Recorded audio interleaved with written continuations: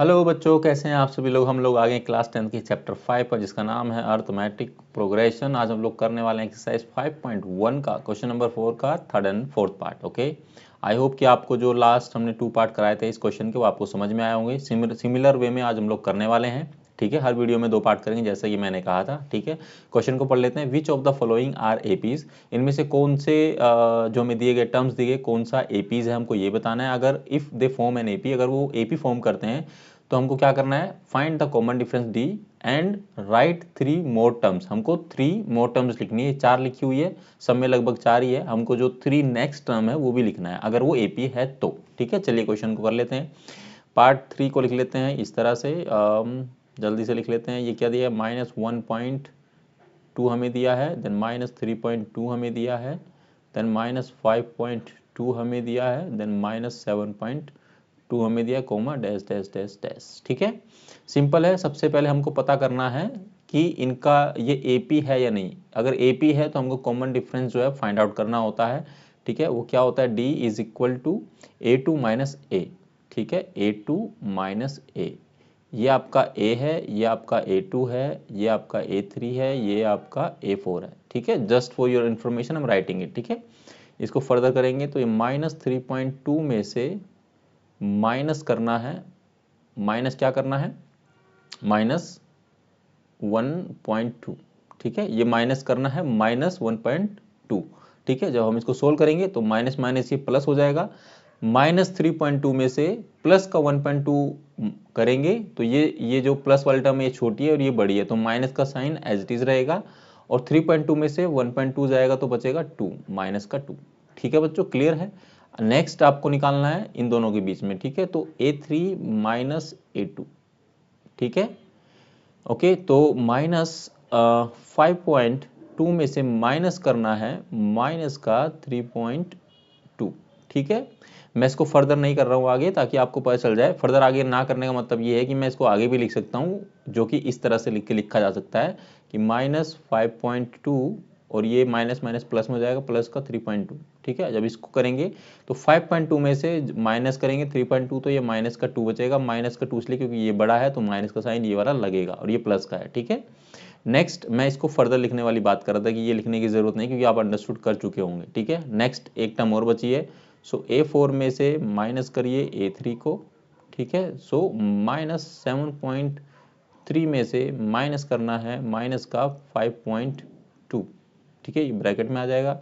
सो ये -7.2 में से ये माइनस माइनस ये प्लस हो जाएगा, तो 5.2 माइनस करेंगे तो माइनस का 2 ही बचेगा। अब ध्यान से देखो, यहाँ पर भी -2 है, ये भी -2 है, ये भी -2 है, तो मतलब क्या, कॉमन डिफरेंस जो है, कॉमन डिफरेंस, ठीक है, इज क्या है, सेम।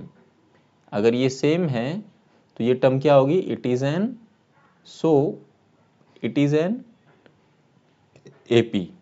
ठीक है, और अगर एपी है तो हमें टर्म में क्या करना है, 3 नेक्स्ट टर्म को ऐड करना है। ठीक है, तो पहली टर्म होगी 1.2, ठीक है, माइनस का 3.2, माइनस का 5.2 और माइनस का 7.2, और नेक्स्ट टर्म आएगी माइनस का 9.2 और माइनस का 11.2, and next one more term 13.2 comma dash dash dash. Okay, तो ये 3 टर्म हमने इसमें ऐड कर दी है, एक्स्ट्रा जो करनी थी। जिस अगर ये एपी है तो ये एपी है, क्योंकि देखो जो कॉमन डिफरेंस यानी डी है वो सेम आ रहा है सबका। क्लियर है, चलिए नेक्स्ट पार्ट करते हैं। फोर्थ पार्ट करना, ये वाला करना है।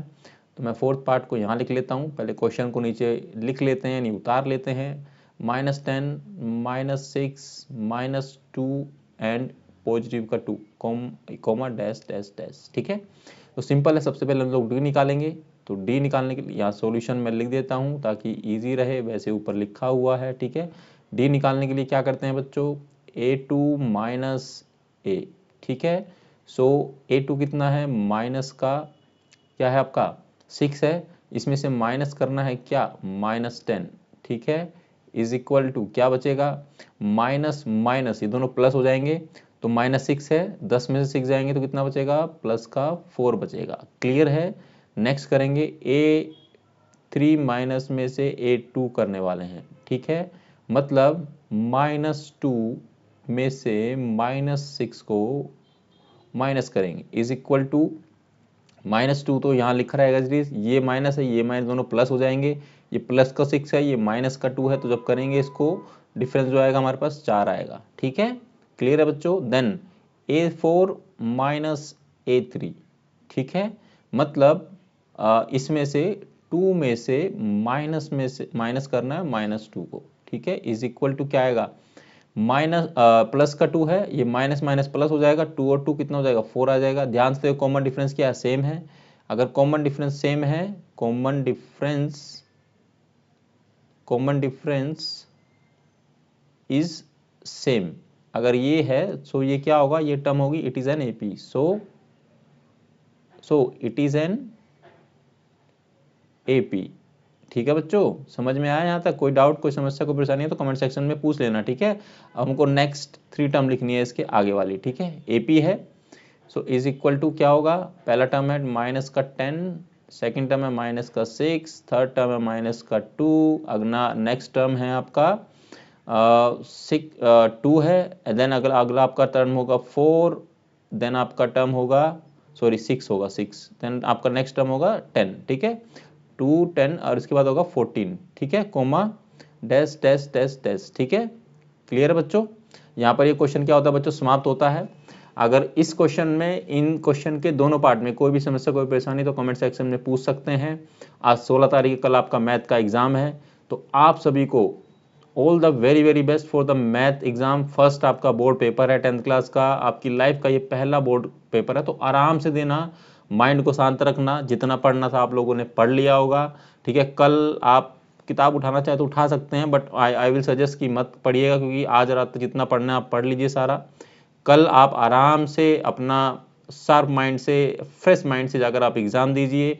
जो क्वेश्चन आपको अच्छे से आते हैं उसको अच्छे से आप अटेम्प्ट करिए, और जो आपको जिसमें डाउट है वो आप सबसे लास्ट में करेंगे, और अच्छे से करना। और जैसे आपके टीचर्स ने आपको बताया होगा बोर्ड का पैटर्न क्या है, लिखने का पैटर्न क्या है, उसको फॉलो करना अच्छे से, इंस्ट्रक्शन को बड़े ध्यान से पढ़ना, हर क्वेश्चन को ध्यान से पढ़ना, बहुत इजी पेपर आता है। ठीक है, तो आप आराम से करना, आपको ऑप्शन भी मिलते हैं कि आप चाहे ये कर सकते हैं चाहे दूसरा क्वेश्चन कर सकते हैं, तो अच्छे से करना। ठीक है, ऑल द वेरी बेस्ट। और अगर आप मेरा चैनल देख रहे हैं तो वीडियो को लाइक करें, वीडियो को ज़्यादा से ज़्यादा अपने दोस्तों के साथ शेयर करें ताकि उनकी हेल्प हो सके, और बेल आइकन को दबाना ना भूलें, चैनल को सब्सक्राइब करें।